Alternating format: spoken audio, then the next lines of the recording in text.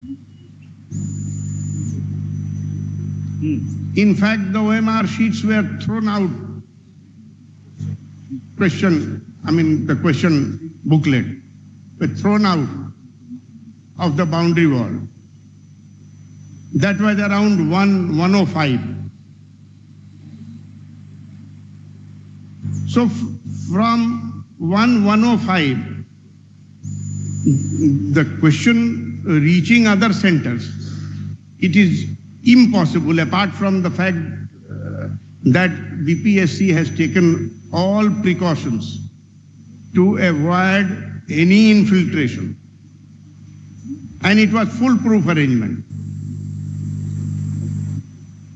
Nobody can claim, not a single applicant, nobody can claim, nor there is any evidence that any applicant or any person inside the center was having, my lord, any electronic gadget to receive something or to transmit something.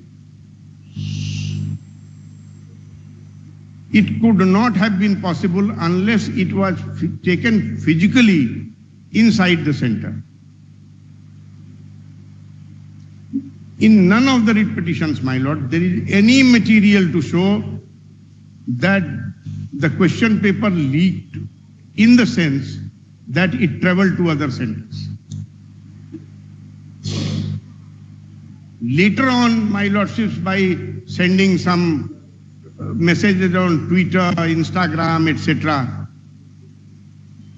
newspaper, a story, my lords, many groups join.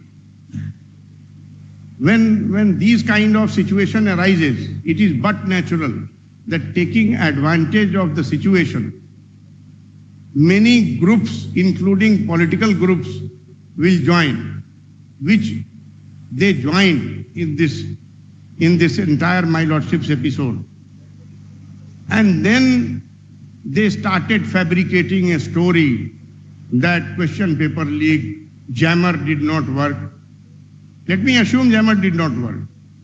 Where is the evidence that anybody was having a mobile phone or any gadget having a SIM card which could have transmitted or received it?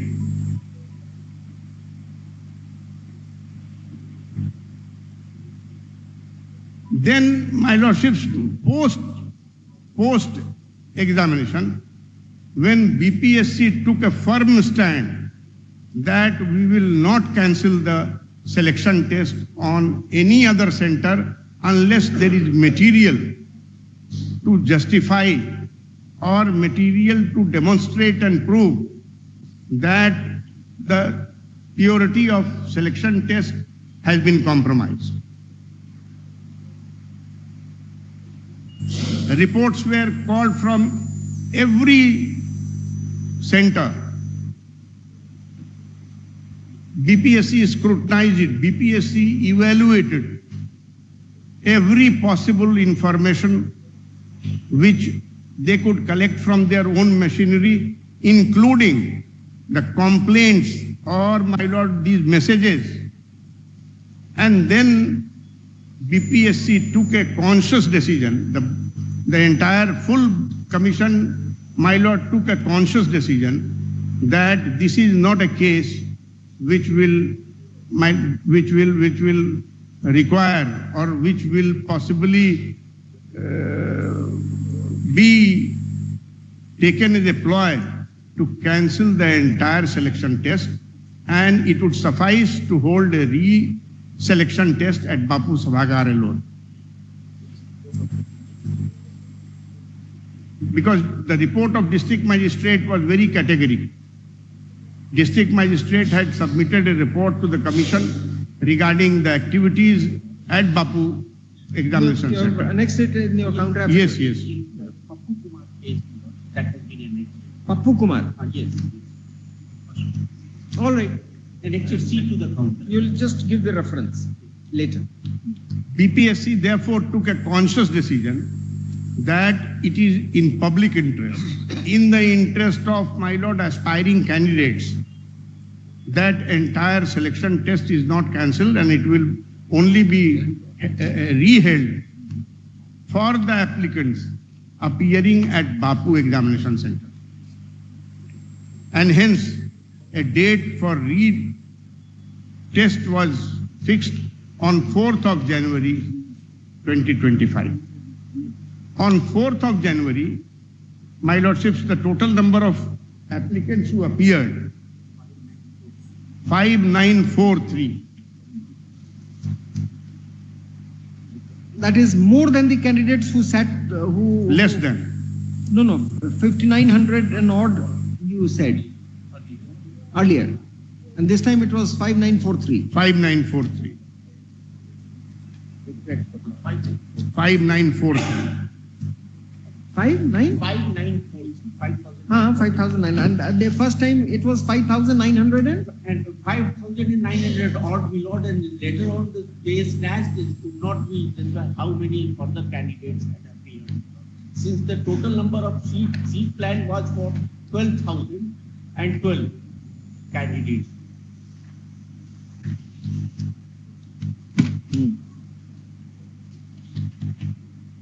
All right.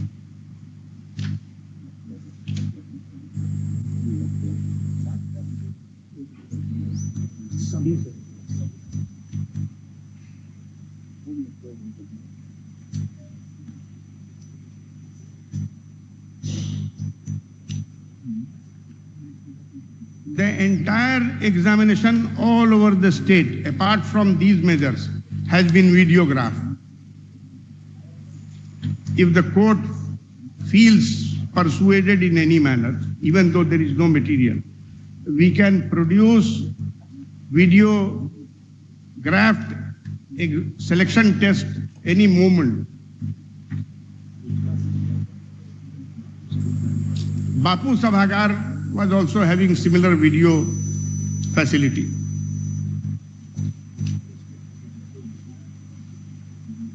And it is in this context, my friends have taken to the report of district magistrate.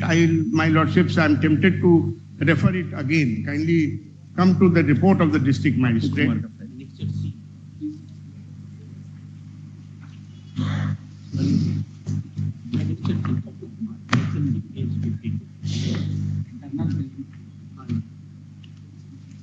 If, my lord, on these grounds, the selection test is tinkered, I am apprehensive that no selection body would be able to conduct any selection test. Disruptors are always there, my lordships. Howsoever stringent measures may be taken.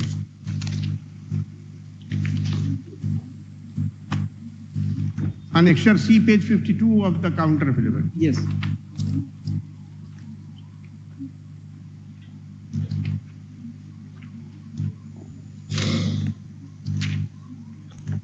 This is the covering letter.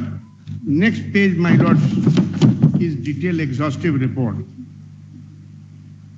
I'll take little time, my lord, in placing this report because this is the foundation for the commission to take a decision apart from other materials. परीक्षा की तिथि को सभी प्रतिनियुक्त दंडाधिकारी, police पदाधिकारी एवं police बल ससमय अपने कर्तव्य पर उपस्थित थे। सभी परीक्षार्थियों को भी ससमय शांतिपूर्ण ढंग से प्रवेश करा दिया गया। परीक्षा केंद्र पर प्रश्न पत्र भी ससमय करीब 10:55 बजे पूर्वाह्न में जोनल दंडाधिकारी द्वारा उपलब्ध करा दिया गया। विधिवत तरीके से प्रश्न पत्र का सील्ड बॉक्स खोलने के पश्चात प्रत्येक ब्लॉक ए एवं बी के विभिन्न कमरों में प्रश्न पत्र एवं ओएमआर सीट का सील्ड पैकेट उपलब्ध कराया जाने लगा। प्रश्न पत्र वितरण में 10-15 मिनट विलंब होने पर कुछ परीक्षार्थी केंद्राधीक्षक एवं वीक्षकों के यह समझाने के बावजूद कि विलंब के लिए अतिरिक्त समय दिया जाएगा हंगामा करने लगे। परीक्षार्थियों की आपत्ति इस बिंदु पर थी कि उनके ही कमरे में सील्ड बॉक्स को क्यों नहीं खोला गया। शोरगुल सुनकर अन्य कई कमरों के कुछ छात्र भी बाहर निकल आए और बुकलेट एवं उपस्थिति पत्रक छीनकर फाड़ने लगे। उनके द्वारा यह अफवाह भी फैलाई जा रही थी कि परीक्षा रद्द हो गई है, जिस कारण कुछ अन्य परीक्षार्थी भी बाहर आ गए और बुकलेट एवं ओएमआर शीट लेकर परीक्षा केंद्र के बाहर परिसर में एकत्रित हो गए। उन्हीं में से एक परीक्षार्थी ने ट्रंक से प्रश्न पत्र का पैकेट लूट लिया और हाथ में लहराते मुंह के साथ गेट तोड़कर बाहर निकल गया। परीक्षार्थियों ने कई कमरों में जाकर उपस्थित पत्रक आदि प्रपत्रों को क्षतिग्रस्त कर दिया। इसके बावजूद उपस्थित दंडाधिकारी एवं पुलिस बल द्वारा स्थिति को नियंत्रित करते हुए शेष परीक्षा को संपन्न कराया गया। सूचना प्राप्त होते ही जिला पदाधिकारी एवं वरीय पुलिस अधीक्षक पटना भी केंद्र पर पहुंचे और स्थिति को नियंत्रित किया, अन्यथा भारी तोड़फोड़ एवं आगजनी कर परीक्षा नहीं होने दिया जाता। नियंत्रित परिस्थिति में कुल 5,671 परीक्षार्थी परीक्षा को पूरा किया। परीक्षा प्रारंभ होने में विलंब निम्न कारणों से हुआ। चूंकि परीक्षा भूतल के साथ साथ सभी 5 तल्लों पर आयोजित की गई थी, जिसमें हजारों की संख्या में परीक्षार्थी भाग ले रहे थे। विधिवत तरीके से प्रश्न पत्र का सील बॉक्स खोलने के पश्चात क्रमवार तरीके से अभ्यर्थियों को प्रश्न पत्र उपलब्ध कराया जाने लगा। प्रत्येक हॉल में 273 अभ्यर्थियों के बैठने की व्यवस्था थी एवं प्रत्येक स्टील बॉक्स में 192 प्रश्न पत्र थे, जिसे 16 sealed TES bag, tamper evident security bag में रखा गया था। प्रत्येक टीईएस बैग में 12 प्रश्न पत्र थे। अतः एक स्टील बॉक्स में रखे गए टीईएस बैग को दूसरे परीक्षा हॉल में शेयर करना था, ताकि प्रश्न पत्रों को क्रमवार तरीके से परीक्षा के नियमानुसार अभ्यर्थियों को बांटा जा सके। टीएस बैग को एक हॉल से दूसरे हॉल में ले जाने तथा क्रमबद्ध रूप से प्रश्न पत्र वितरित करते हुए ऊपर तक पहुंचने में विलंब हुआ। परीक्षार्थियों द्वारा उनके ही कमरे में सील्ड बॉक्स नहीं खोले जाने पर आपत्ति की जाने लगी तथा प्रश्न पत्र वितरण को बाधित किया गया। यद्यपि केंद्राधीक्षक द्वारा परीक्षार्थियों को यह समझाने का प्रयास किया गया कि सील्ड बॉक्स किसी एक परीक्षा में ही नियमानुसार खोला गया है और विलंब के लिए उन्हें अतिरिक्त समय उपलब्ध कराया जाएगा, किंतु परीक्षार्थी हंगामा करने पर आतुर थे। संपूर्णतया ऐसा प्रतीत होता है कि देर से प्रश्न पत्र बुकलेट वितरण का बहाना बनाते हुए कुछ परीक्षार्थियों द्वारा परीक्षा रद्द करवाने की साजिश के तहत सुनियोजित तरीके से अफवाह फैलाकर परीक्षा को बाधित करने की नीयत से बहिष्कार को अंजाम दिया गया। परीक्षार्थियों को परीक्षा समाप्ति के पूर्व परीक्षा केंद्र से बाहर बुकलेट, प्रश्न पत्र एवं ओएमआर सीट आदि नहीं लेकर जाना था, लेकिन कुछ परीक्षार्थियों ने ऐसा कृत्य करते हुए परीक्षा की प्रक्रिया को भंग करने का प्रयास किया। अभ्यर्थियों के द्वारा परीक्षा कक्ष में हंगामे के दौरान एक वीक्षक श्री राम इकबाल सिंह को दिल का दौरा पड़ा, जिसे तुरंत अस्पताल ले जाने की व्यवस्था की गई, लेकिन परीक्षा परिसर के बाहर मुख्य सड़क पर ओल्ड बाईपास को अवांछित तत्वों के द्वारा जाम करने के कारण उन्हें अस्पताल पहुंचाने में विलंब हुआ। प्राप्त सूचना अनुसार उक्त शिक्षक की मृत्यु भी हो गई। ऐसा प्रतीत हो रहा है कि परीक्षार्थी के रूप में कुछ असामाजिक तत्व परीक्षा में सम्मिलित थे एवं उनका एक ग्रुप परीक्षा भवन में बाहर भी मौजूद था, जो कि बाहर से हंगामा करने पर आतुर थे। कुछ अभ्यर्थियों ने केंद्राधीक्षक को घेर कर परीक्षा निरस्त होने की घोषणा करने हेतु दबाव बनाया, लेकिन ऐसी कोई घोषणा नहीं की गई। इसके अतिरिक्त कुछ परीक्षार्थी तोड़फोड़ एवं अन्य प्रकार से व्यवधान करने पर आतुर थे, ताकि किसी तरह परीक्षा निरस्त हो। अतः जिम्मेदार परीक्षार्थियों एवं उपद्रवी तत्वों के विरुद्ध सख्त अनुशासनिक एवं कानूनी कार्रवाई करने के साथ साथ हत्या का मुकदमा भी दर्ज करने की अनुशंसा की जाती है। इस प्रकरण में कुछ कोचिंग संस्थानों की भूमिका की भी जांच की आवश्यकता है। Then my lordship's is conclusion. Now my lord will kindly come to the decision of the Public Service Commission, which is on page 58. This has not been shown to my lords up till now.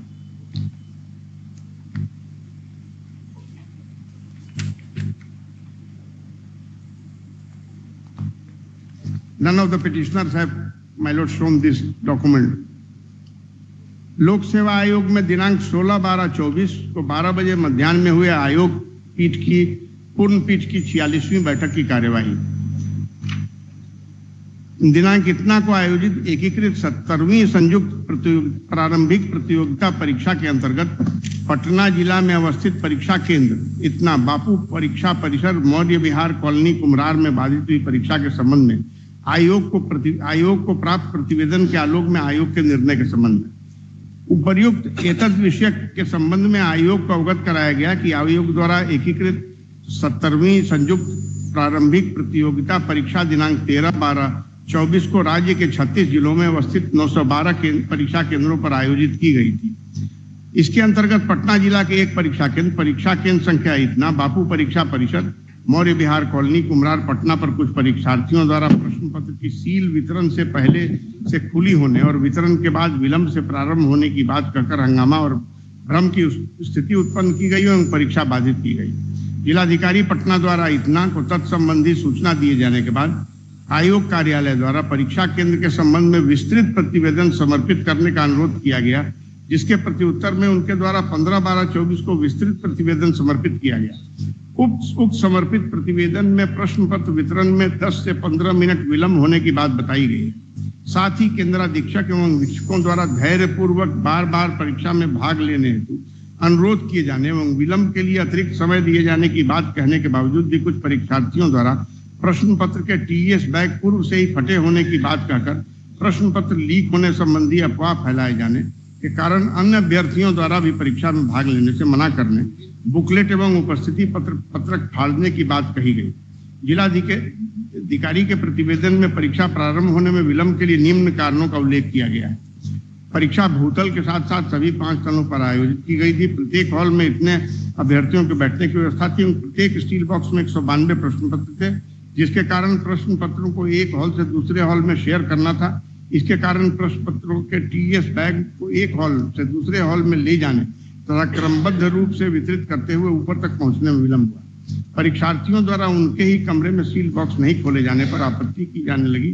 प्रश्न पत्र वितरण को भी बाधित किया गया। आयोग द्वारा उक्त परीक्षा केंद्र पर परीक्षा बाधित होने के फैक्ट फाइंडिंग के लिए आयोग स्तर पर भी समीक्षा की गई। समीक्षा के क्रम में जिलाधिकारी पटना द्वारा आयोग को सौंपे रिपोर्ट एवं बापू परीक्षा परिसर में लगे सीसीटीवी का वीडियो क्लिप को देखने से स्पष्ट हो रहा है कि उक्त परीक्षा केंद्र पर परीक्षा के प्रारंभ में कतिपय अभ्यर्थियों द्वारा परीक्षा को बाधित किया गया एवं अन्य अभ्यर्थियों को भी परीक्षा देने से रोका गया। इसके बावजूद बहुतायत संख्या में अभ्यर्थियों द्वारा सफलतापूर्वक परीक्षा संपन्न कर OMR आंसर शीट को समर्पित किया गया। पूर्ण पीठ को अवगत कराया गया कि वर्तमान मामला 27/12/2020 को आयोजित 66वीं प्रारंभिक प्रतियोगिता परीक्षा के औरंगाबाद जिला में अवस्थित परीक्षा केंद्र संख्या 660 में बाधित हुई परीक्षा के कारणों से हूबहू मिलता है। उस वक्त भी जिला पदाधिकारी औरंगाबाद ने विस्तृत प्रतिवेदन समर्पित किया था कि परीक्षा केंद्र 660 पर सील खुला होने तथा परीक्षा 12:30 बजे अपराह्न प्रारंभ होने की शिकायत करते हुए कुछ परीक्षार्थियों ने अफवाह फैलाकर परीक्षा को बाधित किया, जिसके कारण अन्य परीक्षार्थी भी परीक्षा में भाग नहीं ले सके। उस वक्त आयोग ने 2 वरीय उप सचिव की फैक्ट फाइंडिंग समिति का गठन किया गया, जिसने स्थलीय जांच कर अपना प्रतिवेदन दिया, जिसकी विस्तृत जानकारी आयोग को आयोजित पूर्ण पीठ की बैठक की कार्रवाई में दी गई, जिससे स्पष्ट होता है कि कथित रूप से सामग्री बांटने में विलंब, सील खुलने रहने की अफवाह फैलाकर कुछ उपद्रवी छात्रों द्वारा शोर मचाकर परीक्षा को बाधित किया गया और अन्य छात्रों को परीक्षा देने से रोका गया। उपर्युक्त वर्णित तथ्यों, जिलाधिकारी पटना द्वारा समर्पित प्रतिवेदन तथा आयोग स्तर पर की गई समीक्षा क्रम में निम्नांकित स्थिति उभरती है। बापू सभा परीक्षा परिषद केंद्र पटना पर वीक्षक, सहायक केंद्राधीक्षक, अन्य स्टाफ इत्यादि की प्रतिनियुक्ति तथा सीसीटीवी की व्यवस्था बिहार विद्यालय परीक्षा समिति द्वारा की गई थी। केंद्र पर मजदूर इत्यादि व्यवस्था करने की जिम्मेवारी भी बीएसईबी की थी। यह केंद्र पूर्ण रूप से बिहार विद्यालय परीक्षा समिति के प्रशासनिक नियंत्रण में था। आयोग के किसी पदाधिकारी की प्रतिनियुक्ति नहीं की गई थी, अर्थात उस केंद्र पर सुचारू रूप से परीक्षा का आयोजन करने की पूर्ण जिम्मेवारी बिहार विद्यालय परीक्षा समिति की थी। जिला पदाधिकारी द्वारा दिए गए रिपोर्ट, बापू परीक्षा परिसर में लगे सीसीटीवी कैमरे की फुटेज, दिग्वीक्षक, सहायक केंद्राधीक्षक और केंद्राधीक्षक से हुए विमर्श इत्यादि स्पष्ट होता है कि बिहार विद्यालय परीक्षा समिति द्वारा उक्त केंद्र पर पर्याप्त मानव संसाधन, वीक्षक, बक्सा पहुंचाने के लिए मजदूर इत्यादि की कमी थी, जिसके कारण सभी कक्ष में समय पर प्रश्न पत्र के बक्से पहुंचाने में विलंब हुआ और कुछ परीक्षार्थियों को उपद्रव करने का बहाना मिला। ऐसा केंद्र जिस पर 12,000 की संख्या में परीक्षार्थियों की परीक्षा ली जानी थी, उस केंद्र पर बिहार विद्यालय परीक्षा समिति द्वारा परीक्षा आयोजन की आवश्यक अग्रिम तैयारियां एवं रिहर्सल किया जाना था, लेकिन इस संबंध में बीएसईबी के पदाधिकारियों द्वारा गंभीर प्रशासनिक चूक हुई है। यह हैरानी की बात है कि उप केंद्र से 10 स्टील ट्रंक जो पूरी तरह सुरक्षित और सील थे, और जिन्हें खोला तक नहीं गया था को भी दिनांक 13/12/24 की संध्या आयोग कार्यालय में वापस किया गया। स्पष्ट रूप से बापू परीक्षा परिसर केंद्र के प्रभारी पदाधिकारी 1920 अभ्यर्थियों को प्रश्न पत्र पहुंचाने में निष्फल रहे हैं। यह इस केंद्र पर हुई गंभीर प्रशासनिक चूक एवं अव्यवस्था को इंगित करता है। हंगामा होने के बावजूद बापू परीक्षा परिसर केंद्र के ब्लॉक ए ब्लॉक बी में करीब 5300 परीक्षार्थी परीक्षा पूर्ण कर OMR उत्तर पुस्तिका लौटा सके, लेकिन बहुत सारे परीक्षार्थी उपद्रवी तत्वों द्वारा रोकने के कारण तथा प्रश्न पत्र विलंब से नहीं मिलने के कारण परीक्षा में भाग नहीं ले पाए। साथ ही विभिन्न न्यूज चैनलों पर चलाए जा रहे वीडियो क्लिपों से यह स्पष्ट होता है कि कुछ परीक्षार्थियों द्वारा एक दूसरे को मदद करते हुए प्रश्नों को हल किया जा रहा था। इससे भी परीक्षा की शुचिता प्रभावित हुई। एकीकृत इतना परीक्षा राज्य के 915 केंद्रों पर आयोजित की गई, जिसमें बापू परीक्षा परिषद केंद्र को छोड़कर राज्य के शेष 911 केंद्रों पर परीक्षा शांतिपूर्ण रूप से बिना किसी घटना के पूर्ण होने की सूचना केंद्राधीक्षकों जिला पदाधिकारियों द्वारा दी गई। वैसी स्थिति में आयोग कुछ उपद्रवी तत्वों द्वारा बापू परीक्षा केंद्र पर हुए हंगामे के कारण राज्य के 4,70,000 से अधिक अभ्यर्थियों को पुनर्परीक्षा के लिए बाध्य करना उचित नहीं समझता है। उपर्युक्त वर्णित तथ्यों के आलोक में इतना प्रतियोगिता परीक्षा औरंगाबाद जिला में अवस्थित इतना पर उत्पन्न समान परिस्थिति एवं आयोग द्वारा उस केंद्र पर पुनर्परीक्षा कराने के समान निर्णय के आलोक में बापू परीक्षा केंद्र पर भी पुनर्परीक्षा लेने का निर्णय उचित एवं न्याय संगत होगा।